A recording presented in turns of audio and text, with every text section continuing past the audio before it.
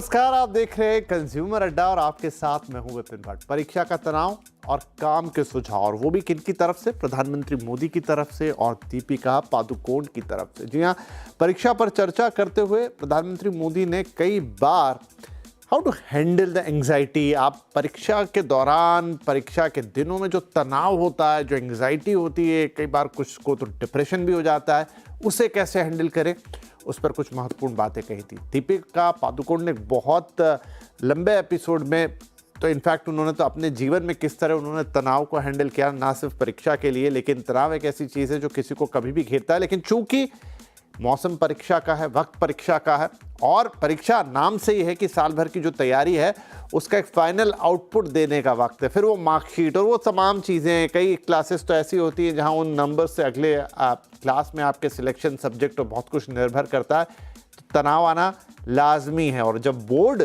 ये नाम जुड़ जाए परीक्षा के आगे तो तनाव और बढ़ जाता है। लेकिन इंपॉर्टेंट ये है कि यहाँ बात साल भर की प्रिपरेशन की नहीं है, यहाँ बात बुद्धिमत्ता की नहीं है, इंटेलिजेंस की नहीं है, टाइम मैनेजमेंट की नहीं, क्योंकि बहुत से विद्यार्थी ऐसे होते हैं जो ये सब काम बहुत अच्छी तरह से करते हैं, लेकिन उन्हें जो प्रेशर है, जो एंग्जाइटी है, उसे डील करना नहीं आता, और वहाँ पर फिर साल भर की मेहनत पर ऐसा लगता है कि पानी तो नहीं मैं कहूँगा फिर जाता है, लेकिन उतना अच्छा रिजल्ट प्रोड्यूस नहीं होता, जस्ट बिकॉज आपने प्रेशर ले लिया, आप तनाव में आ गए, एंग्जाइटी हो गई, तो आप अच्छा परफॉर्म नहीं कर पाते हैं। तो इससे कैसे डील करना है, इसी पर आज बात करेंगे। तो चलिए शुरुआत करते हैं। सबसे पहले सुनते हैं प्रधानमंत्री मोदी ने परीक्षा में चर्चा पर एंग्जाइटी को, तनाव को लेकर परीक्षा के क्या कहा था।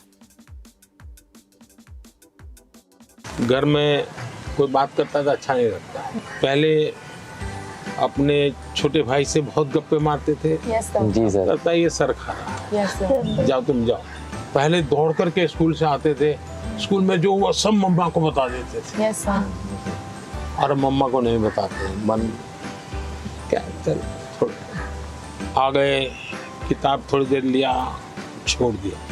ये बिहेवियर आपको देखा होगा, धीरे धीरे अपने आप को कट करता जाता है, सिकुड़ता जाता है, और धीरे धीरे फिर वो डिप्रेशन में चला जाता है।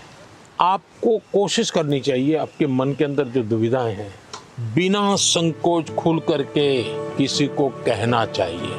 अगर नहीं कहेंगे, मन में भर करके रखोगे, तो धीरे धीरे बड़ा विस्फोट हो जाएगा। पहले हमारे समाज व्यवस्था में बहुत अच्छा फायदा था। हमारा परिवार ही अपने आप में एक यूनिवर्सिटी होता था। कभी कुछ बात दादा से खुल करके कर लेते थे, कभी दादी से कर लेते थे, कभी नाना से, कभी नानी से, कभी बड़े भाई से, कभी भाभी से, यानी कुछ न कुछ आपको मिल जाता था। जैसे कुकर का विसल बजती है ना, कुकर फटता नहीं है, वैसा ये कहीं न कहीं आपका ये प्रेशर है कम हो जाता है। और चलते चलते दादा कहते हैं नहीं बेटा ऐसा नहीं करते, तो हमको ठीक लगता है, हाँ यार नहीं करेंगे। कभी दादा कहते थे, चाचा कहते थे, अरे भाई गिर जाओगे, संभालो, अच्छा लगता है। मनुष्य का स्वभाव है, कोई केयर करे। मैं भी आकर के यहाँ भाषण झाड़ देता तो आपको लगता है ये प्रधानमंत्री अपने आप को क्या मानता है? लेकिन मैं आपका गीत सुनने के मन करता है मेरा, आपकी बातें, आपका गांव का जानने का मन करता है। इसका मतलब आपको भी लगता है यार अब ये तो अपने जैसे ही है, चलो हम भी बात कर लेते हैं। आपको कोई प्रेशर नहीं होगा। डिप्रेशन में एक कारण सबसे बड़ा ही है। दूसरा, पहले टीचर, मुझे याद है मैं जब पढ़ता था ऐसा लगता था कि मुझे मेरे टीचर जो भी थे, ऐसा वो मेरे लिए मेहनत करते थे। मेरे हैंड राइटिंग अच्छे नहीं है, लेकिन मुझे याद है मेरे टीचर मेरे हैंड राइटिंग ठीक हो इसके लिए वो बेचारे इतनी मेहनत करते थे। शायद उनके हैंड राइटिंग उनके थे उनसे भी अच्छे हो गए होंगे, मेरे नहीं हुए। लेकिन मेरे मन को वो बात छू गई कि वो मेरे लिए इतनी मेहनत करते थे।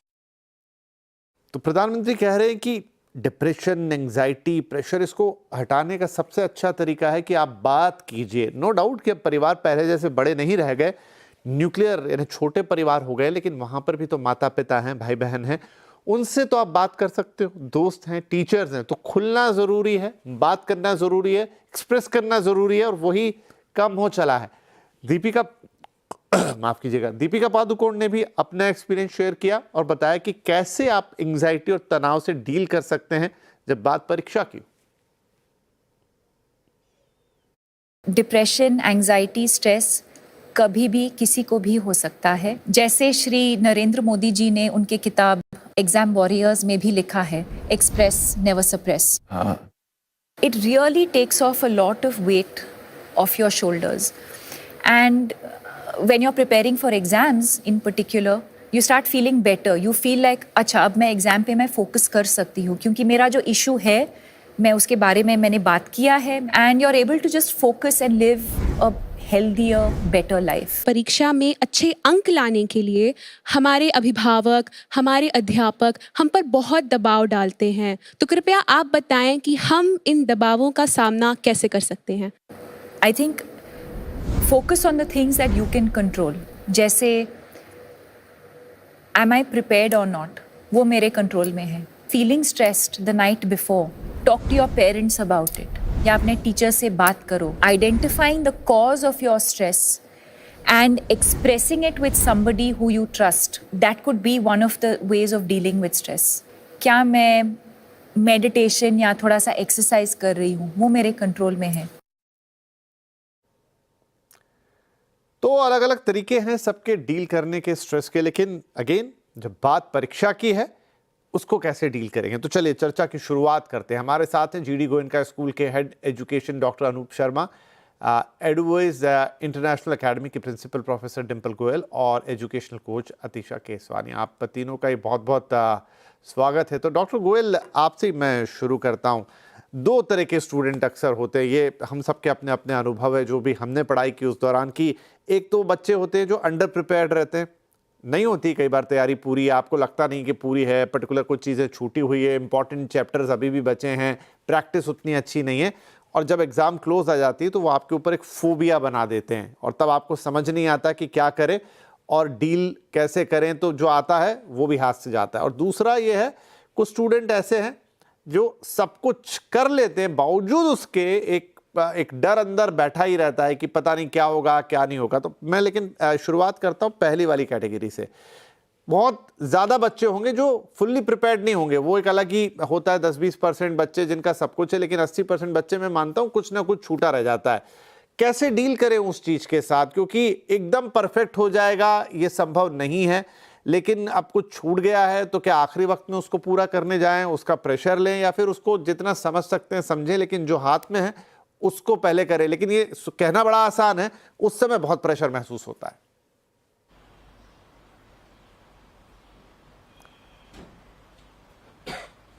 जी डॉक्टर साहब, आपसे ये सवाल है। शर्मा जी। हाँ, तो क्या है इसमें, अगर जो प्रिपरेशन हमारी नहीं हुई है बच्चों की, तो वो तनाव ना लेते हुए, जैसे अंतिम समय में क्या होता है, जैसे पैरासूट है, हमारा जो दिमाग है वो पैरासूट की तरह है। अगर ओपन रहेगा तो सुरक्षित लैंडिंग होगी, अगर क्लोज रहेगा हम बहुत सारा तनाव ले लेंगे तो बच्चे उनका क्रैश लैंडिंग मींस वो भूल जाते हैं परीक्षा में। तो ऐसी चीजों से बचने के लिए तैयारी, जो अंतिम समय की तैयारी है, उसको विशेष रूप से हम लोग ध्यान दे सकते हैं, पेरेंट्स ध्यान दे सकते हैं, टीचर्स ध्यान दे सकते हैं, बच्चों को समझा सकते हैं कि जो महत्वपूर्ण कंसेप्ट्स हैं उन कंसेप्ट्स को एक पेपर पर, जो भी जहां भी वो फ्लैश कार्ड्स बना सकते हैं, कुछ मेमोरी मैप्स बना सकते हैं, जो महत्वपूर्ण है, जो 20% सिलेबस का पार्ट है वो ज्यादातर सिलेबस को कवर करता है वेटेज के हिसाब से। तो जो वेटेज वाले जो क्वेश्चंस हैं, वेटेज वाले जो कंसेप्ट्स हैं, टॉपिक्स हैं, उनके ऊपर ध्यान देना बहुत जरूरी है। प्रयास तो निश्चित रूप से करना बहुत जरूरी है।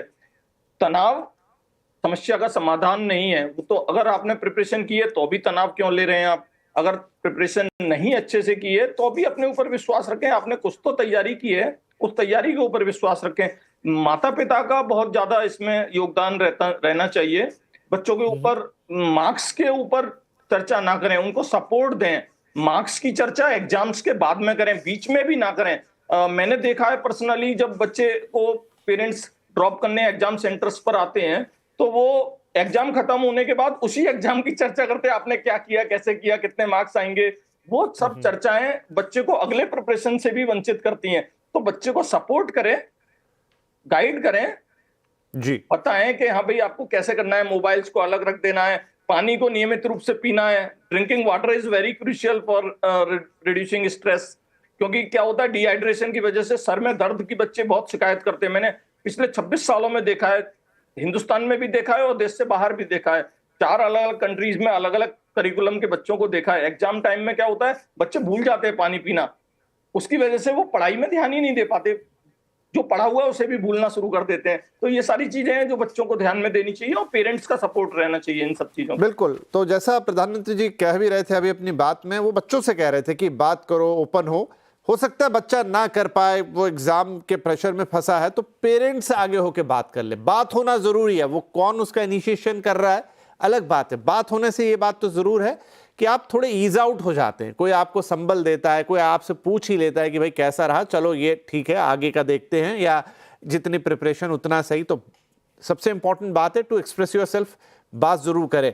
नंबर 2 पर डिंपल मैम, जैसा मैंने कहा एक दूसरी कैटेगरी के बच्चे हैं, वो और बड़ी उलझन है, हालांकि उनकी संख्या कम होती है, जहां प्रिपरेशन पूरी है, सब कुछ अच्छा है, लेकिन बावजूद उसके आपके पास एंग्जाइटी, तनाव, बोर्ड, ये चीज़ें आपको थोड़ा हैवी कर लेती हैं कि एग्ज़ाम आ रही है और शायद जो बेस्ट परफॉर्म आप कर सकते हैं वो आप नहीं कर पाते हैं। वो कैसे डील किया जाए? नमस्कार, मुझे यहाँ आमंत्रित करने के लिए इतने इम्पोर्टेंट विषय पे जब बच्चों के एग्जाम्स आ रहे हैं। ये बहुत ही इम्पोर्टेंट क्वेश्चन है कि जहाँ पर बच्चा ऑलरेडी प्रिपेयर्ड है और फिर भी उसको एंजाइटी, स्ट्रेस और प्रेशर फील हो रहा है, तो हमें एक तो पेरेंट्स को और टीचर्स को मिलकर उस बच्चे को सपोर्ट देना है थ्रू आउट, दोनों ही तरह के बच्चों को, पर इन बच्चों को भी कि आपकी जो लाइफ है वो मार्क्स पे डिपेंडेंट नहीं है, ग्रेड्स पे डिपेंडेंट नहीं है। जितनी आपने मेहनत की है और जो भी क्वेश्चन आएंगे आप अपना उसका बेस्ट आंसर्स दीजिए। आपको 100% परफॉर्मेंस देना है, हार्डवर्क करना है, लेकिन उसका आपको कोई प्रेशर या कोई स्ट्रेस नहीं। आप उस जर्नी को एंजॉय कीजिए, जो भी आपने पूरा साल मेहनत की है, पढ़ाई की है। तो अगर हम उसको, एंड मैंने ये अपने 25 साल में बहुत देखा है कि जब भी बच्चे एग्जाम के लिए जाते हैं, जो पेरेंट्स अपने बहुत ही काम और पीसफुल एनर्जी से उनको गले लगा के हक करके टीचर्स और पेरेंट्स भेजते हैं, तो उन बच्चों का माइंड भी बहुत शांत रहता है। तो हमें उन बच्चों के मन पे मिलकर काम करना है कि उनकी लाइफ जो है, अगर किसी का 95% आ रहा है या 90% आ रहा है, वो उसकी जर्नी है और इस बच्चे की जर्नी अपनी यूनिक है। तो जो भी उसने पढ़ाई की है वो बहुत ही अच्छे से उसको, अपनी नॉलेज को उस पेपर पे लिखे और उसको एंजॉय करे और अपना जस्ट टाइम मैनेजमेंट का ध्यान दे। उसके बाद जो रिजल्ट आएगा उसको हम लोग बहुत अच्छे से एक्सेप्ट करेंगे। तो इस विश्वास के साथ जब उनको भेजेंगे तो उनका माइंड बहुत पीसफुली काम करेगा। जी, कर्मण्यवादी का रास्ते वाली बात बिल्कुल सही कि अब आप ने कर लिया है साल भर प्रिपेयर, तो बस परफॉर्म करना है, उसका प्रेशर नहीं लेना है। जो रिजल्ट आएगा, जैसा आएगा, थोड़े परसेंटेज कम ज़्यादा वो जब आएंगे तब आएंगे, लेकिन अभी आप परफॉर्म करें, बस यही एक विश्वास दिलाना होता है और कई जगह ये काम करता है। नाउ अतिशय एक बहुत इंपॉर्टेंट क्वेश्चन। अब क्वेश्चन ये पेपर्स तो आपके सीरीज़ में होते हैं, कई बार शुरुआत में कुछ कठिन पेपर, यानी बहुत सारे बच्चों को मैथ्स कठिन लगती है, फिजिक्स का पेपर कठिन लगता होगा, साइंस का, कई लोगों को कई बार लैंग्वेजेस भी डराती हैं, हिंदी इंग्लिश कठिन, तो जो भी आ जाए खैर सीक्वेंस में होता है कि एक पेपर खराब हो गया मान लीजिए, तो दूसरे पेपर पर भले ही वो आपकी प्रिपरेशन अच्छी हो, उस पर बड़ा प्रेशर आ जाता है, मोरल डाउन हो जाता है पूरा, और बहुत पंप अप करना पड़ता है उसमें कि भाई अब नहीं ठीक है, जो गया गया, अगला अच्छे से करें। ये सिचुएशन सबसे ज़्यादा ख़राब है। पहली दो सिचुएशन तो ठीक है जो है, लेकिन एक पेपर बिगड़ने के बाद कई बच्चों का मोरल इतना डाउन होता है कि उनको अच्छा जो आता है आगे का सब्जेक्ट, उसमें भी वो डिमोरलाइज हो जाते हैं। How to deal with that? सबसे पहले तो मैं ये कहना चाहूंगी कि ऐसी सिचुएशंस में ना पेरेंट्स को और टीचर्स को बहुत ओपन कम्युनिकेशन रखना पड़ेगा स्टूडेंट्स के साथ। उनको बेसिकली उनको समझना पड़ेगा कि ठीक है, उनको समझाना भी पड़ेगा कि फाइन, अगर ये गड़बड़ हो गया है या ये खत्म हो गया है, so that is not the end of the world. उनको ये कम्युनिकेट करना पड़ेगा दैट समवेयर और द अदर अगर आप जो सब्जेक्ट अच्छा नहीं करके आए हो उसका इम्पैक्ट अगर आपने उस सब्जेक्ट में डाल दिया जिसमें आप मैक्सिमाइज कर सकते हो अपने स्कोर को, या फिर उस सब्जेक्ट को आप एंजॉय करके लिखते हो वो भी खराब कर दोगे, तब तक उस बच्चे में वो कॉन्फिडेंस नहीं आएगा। देर आर ऑल्सो सिचुएशंस कि जब वो बच्चा और डर जाता है जिसकी वजह से वो जो एग्जाम में वो अच्छा परफॉर्म करना चाहता है वो भी नहीं कर पाएगा। बट अगर हम उस बच्चे के साथ कॉन्सेंट्रेट करके बैठें, उसको स्टेप बाय स्टेप होके समझाएं कि लाइफ का एंड नहीं है, मार्क्स सब कुछ नहीं है, मार्क्स लाना जरूरी है, मार्क्स उतने ही आते हैं जितने हमारी कैपेबिलिटी और हमारे हार्डवर्क पे डिपेंडेंट होता है। कहीं पे भी हमको उस बच्चे को चूकना नहीं है ये मोटिवेट ना करने से कि बेटा आप जो एग्जाम्स देने जा रहे हो या फिर जिस एग्जाम में आप अब बैठोगे या जिस भी सब्जेक्ट में बैठोगे उसमें आप अपना बेस्ट दे सकते हो। हमको उनको ये समझाना है कि जो हो गया है वो बीत गया है, अपनी यूनिकनेस को पहचानो, जो तुम्हारी यूनिकनेस जिस सब्जेक्ट में तुम स्मार्ट हो उसको पहचानो, उस पर रिटेंशन बनाओ, मैक्सिमाइज करो अपने कंसंट्रेशन को और वहां से you can take a jump in your score also. So this is something which I prefer कि ओपन कम्युनिकेशन होना चाहिए between the child and between the parents and the teachers. कहीं से भी उनको क्रिटिसाइज या कहीं से भी एक नेगेटिव स्टेटमेंट दूर दूर तक नहीं आना चाहिए कि बेटा ये तुमसे हो गया या बेटा तुम शायद गलत कराए, ये भी डिस्कस मत करो, उसको छोड़ दो। कुछ चीजों को कभी कभी टाइम के साथ छोड़ देना चाहिए।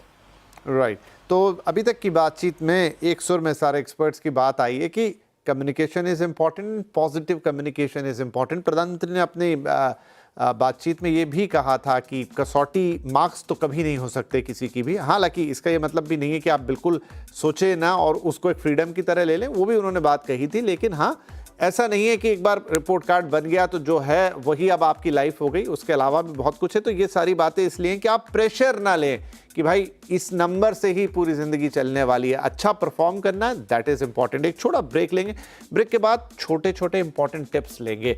आप किस तरह की दिनचर्या एग्जाम के दौरान हो, कैसा खान पान हो, आप पॉजिटिविटी के लिए क्या करें, इवन लास्ट मिनट प्रिपरेशन कैसी हो। सब कुछ तो आप दोबारा नहीं पढ़ सकते, तो वो कौन से ट्रिक्स हैं, फंडाज हैं जो यूज़ करेंगे तो बेहतर नंबर आ सकते हैं, अच्छा परफॉर्म कर सकते हैं। छोटा ब्रेक, ब्रेक के बाद ये कुछ इंपॉर्टेंट टिप्स।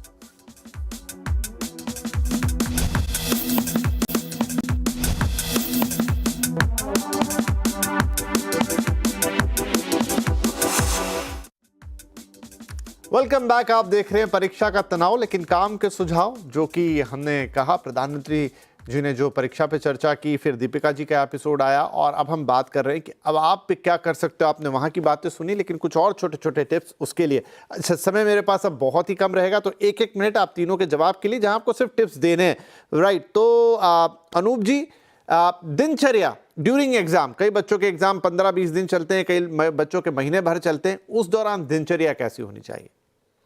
एक तो सबसे पहले तो एग्जाम के समय में कोई भी नया प्रयोग नहीं करें बच्चे, माता पिता भी प्रेरित ना करें कोई भी नया प्रयोग करने के लिए। फॉर एग्जाम्पल, बच्चे अगर आइसक्रीम नहीं खाते हैं तो उनको आइसक्रीम खाने के लिए ना कहें, कॉफी या चाय नहीं पीते हैं तो उनको चाय या कॉफी ना दें या दूध ना दें। कोई भी नया प्रयोग करने से बचें, अपने तरीके बच्चों के ऊपर ना थोपें और बच्चों को अपनी दिनचर्या जो जिस भी तरीके से उनको प्रिपरेशन करनी है, अगर मान लीजिए वो सुबह हल्का ब्रेकफास्ट करना चाहते हैं तो हल्का ब्रेकफास्ट करने दें, उनको नींद पूरी लेने दें। पिताजी ने अगर मान लीजिए रात में 12 बजे तक स्टडी की है तो बच्चे के ऊपर ना कहें कि भाई हम तो 12 बजे तक स्टडी करते थे, तुम तो 9 बजे ही सो जाते हो, 10 बजे सो जाते हो, तुम सुबह नहीं उठते हो। मम्मी कह रही है कि हम तो सुबह उठ करके 4 बजे से पढ़ते थे तो आप सुबह 7 बजे तक सो रहे। तो अपनी चीजें, अपने प्रयोग बच्चों के ऊपर ना थोपें, नई चीजें ना थोपें। बच्चों को लाइट खाने दें, लाइट पीने दें और स्ट्रेस फ्री रहने दें। स्ट्रेस फ्री रहने दें, ये ना करें, बस स्ट्रेस ठीक है, प्रयोग ना करें। डिंपल जी, अक्सर हमने देखा है कि ड्यूरिंग एग्जामिनेशन खेलना बंद, टीवी बंद, मोबाइल बंद, सब कुछ बंद। ठीक है, एकदम आप ओपन तो नहीं हो सकते, लेकिन क्या थोड़ा बहुत एक्सपोजर, थोड़ा रिक्रिएशन, हल्का फुल्का मनोरंजन वो भी जरूरी है?